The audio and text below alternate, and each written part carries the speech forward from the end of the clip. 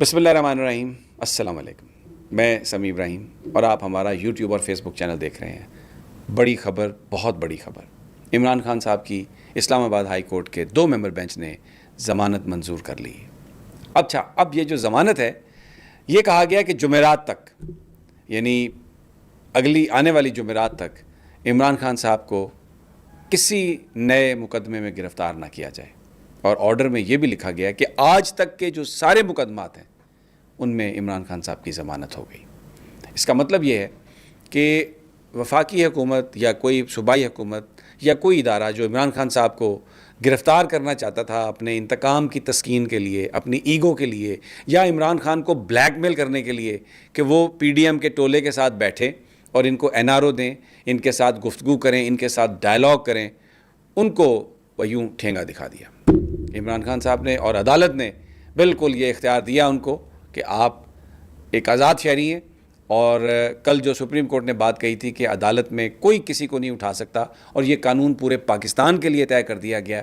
اسلام آباد high court نے آج لاج رکھی اس کی. اور میں آپ کو بتاؤں، جسٹس میاں گل حسن اورنگزیب اور جسٹس سمن رفت صاحبہ، آج انہوں نے جو تاریخی فیصلہ کیا ہے، انہوں نے تاریخ میں اپنا نام ایماندار ججز کی حیثیت سے آج لکھوا لیا ہے اور ایک نئی تاریخ رقم کی ہے. اور میں کہتا ہوں کہ اس وقت پاکستان کے گلی کوچوں میں جو اس وقت فیڈ بیک ہے، اسلام آباد ہائی کورٹ کے ان بہادر ججز کو سلام پیش کیا جا رہا ہے، کیونکہ بار بار وہاں پر کوشش ہوئی، بد انتظامی تھی، پولیس، رینجرز، ایف سی، اور پھر کچھ وکیلوں کے روپ میں کچھ لوگوں نے عدالت کے اندر جا کے جو گفتگو کی، نعرے بازی کی، ججز کو متاثر کرنے کی، انہیں ڈسٹرب کرنے کی کوشش کی. لیکن ایک موقع پہ تو ایڈوکیٹ جنرل نے ایک ہنگامہ کھڑا کر دیا، لیکن عمران خان صاحب کھڑے ہوئے اور انہوں نے کہا کہ کام ڈاؤن، اور ایڈوکیٹ جنرل سے کہا کہ اگر آپ کے جذبات کو کوئی ٹھیس پہنچی ہے تو میں آپ سے معذرت کر لیتا ہوں. بہت زبردست کنڈکٹ.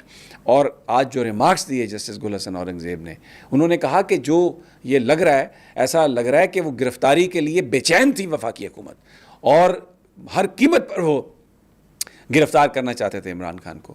پھر ایک اور بات انہوں نے کہی، بڑی امپورٹنٹ بات. انہوں نے کہا کہ آپ یہ دیکھیں کہ جو عمران خان صاحب کی ان کی جو گرفتاری کی ویڈیو فوٹیج ہے، وہ بھی یہ ٹھگ جاتے ہوئے اپنے ساتھ لے گئے.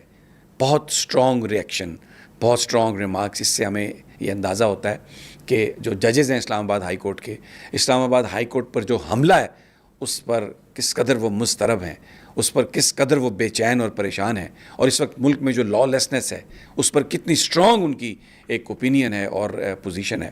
آج وفاقی حکومت نے پورا کھلواڑ کیا. ایک دن میں 2 کابینہ کے اجلاس، اور پھر وزیر اعظم آتے ہیں لائیو ٹیلی ویژنس پر اور لفافے جو ہیں ان کو چلاتے ہیں. لیکن دوستو، ساتھیوں، بول نے نہیں وہ آواز سنوائی جس میں عدالت کی ہرزہ سرائی کر رہا تھا شہباز شریف. ہم نے وہ آواز نہیں سنوائی، اس لیے کہ ہم عدلیہ کے ساتھ ہیں، اور عدلیہ کے لیے جو وہ اس وقت قربانی عدلیہ دے رہی ہے ان کے ساتھ ہم کھڑے ہیں، ان کے سیکریفائسز میں. اس لیے ہم نے وہ جو چیف جسٹس عمر عطا بندیال کو برا بھلا کہہ رہا تھا، سپریم کورٹ کو برا بھلا، اور کمپیریزن عمران خان کا کر رہا ہے ان لوگوں کے ساتھ جن کے اوپر اربوں روپے کی کرپشن کے چارجز ہیں، آصف علی زرداری صاحب اور دوسرے جو لوگ ہیں، نواز شریف. یعنی کتنی بڑی انہوں نے چوریاں کی ہیں اور ان پر الزام ہے یہ. اور یہ بجائے اس کے کہ وہ رسید دیں سازش کر کے، تو یہ عمران خان پر دباؤ ڈال رہے ہیں کہ این آر او، گفتگو، ڈائلاگ بس. اور باجوہ یہ کہتا تھا کہ چھوڑیں جی، اکاؤنٹیبلٹی کی کیا بات کرنی ہے. تو بہرحال عمران خان صاحب مکہ بھی انہوں نے لہرایا، مسکرائے بھی. اور مکہ کس کے لیے تھا؟ وہ مکہ انہی طاقتوں کے لیے تھا جو انہیں ڈرانے دبانے کی کوشش کر رہے ہیں کہ میں موجود ہوں اور کسی طرح کوئی کمپرومائز نہیں کروں گا. اچھا، اب پنجاب پولیس جو ہے وہ آ گئی فوراً کہ جناب جیسے ہی یہ باہر نکلیں گے تو ہم ان کو گرفتار کر لیں گے، بہت بڑی تعداد میں. اور گھیرے میں لے لیا انہوں نے اسلام آباد ہائی کورٹ کو. تو جج صاحب نے پھر یہ فیصلہ دیا. رانا ثناء اللہ نے کہا جی کہ بے شک ضمانت دے دی ہے جج صاحب نے، لیکن اگر جواز بنا تو گرفتار کریں گے، کسی طرح کی کوئی رعایت نہیں دیں گے. پی ڈی ایم کے لیڈروں کا اجلاس ویڈیو لنک پر، وہ جو نواز شریف صاحب ہیں وہ بھی اس میں شریک ہوئے، مولانا فضل الرحمان اور سارے جو پی ڈی ایم کے دوسرے لوگ ہیں، اور وہاں پر ایمرجنسی کے نفاذ کی باتیں کرتے رہے. کیوں یہ باتیں کی انہوں نے ایمرجنسی کے نفاذ کی؟ جو دوسری اہم خبر میں آپ کو دے رہا ہوں، 15 مئی کو سپریم کورٹ کے 3 ممبر بینچ نے سماعت لگا دی ہے اس کیس کی جس میں الیکشن کمیشن کے لیے 21 ارب روپے مانگے گئے تھے. 21 ارب روپے وفاقی حکومت نے، اسٹیٹ بینک نے نہیں دیے. الیکشن کمیشن اس کی اپیل میں آیا اور یہ کہا کہ جناب آپ یہ جو الیکشن کی تاریخ جو آپ کہہ رہے ہیں کہ ہم 14 مئی کو کروائیں، یہ آپ کو تو اختیار ہی نہیں ہے، تو یہ الیکشن نہیں ہو سکتے. تو اب ہم الیکشن نہیں کروا سکتے. یہ الیکشن کمیشن کی پٹیشن ہے، ان کی اپیل ہے. اب اس کی سماعت 15 کو ہوگی.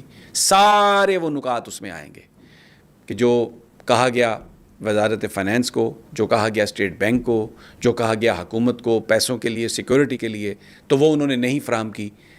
سپریم کورٹ آف پاکستان کے 3 ممبر بینچ کی خلاف ورزی کی، انہوں نے فیصلے کی. اس پر یہ معاملہ بڑا اہم ہے. پھر اس کے ساتھ 16 مئی کو ایک اور سماعت کے لیے فکس سیشن ہو گئی ہے، اور وہ 3 ممبر بینچ ہے، عمر عطا بندیال اور منصور علی شاہ اور اعجاز الاحسن صاحب، یا شاید منیب اختر صاحب ہیں اس میں، جو یہ فیصلہ کرے گا کہ جو نیب کے ایکٹ میں جو ترامیم کی گئی ہیں ایکسکیوز می، تھوڑی سی کھانسی ہے، بیئر ود می، وہ اس بات جو پٹیشن جو چیلنج ہوئی ہے وہاں پر سپریم کورٹ میں، کہ نیب کے قوانین میں جو ترامیم کی گئی ہیں یہ پرسن اسپیسیفک ہے، جس کے تحت شہباز شریف نے کیس ختم کرائے ہیں، نواز شریف کے کیس ختم ہوئے ہیں، آصف زرداری کے کیس ختم ہوئے ہیں، فریال تالپور کے کیس ختم ہوئے ہیں. جس سارے جو اربوں روپے کے چوری کے کیس تھے وہ اس قانون کے تحت ختم کر لیے ہیں. تو اس کا سپریم کورٹ جائزہ لے رہی ہے، اور اس کی اب سماعت رکھ دی گئی ہے 16 تاریخ کو. بہت امپورٹنٹ یہ سماعت ہے.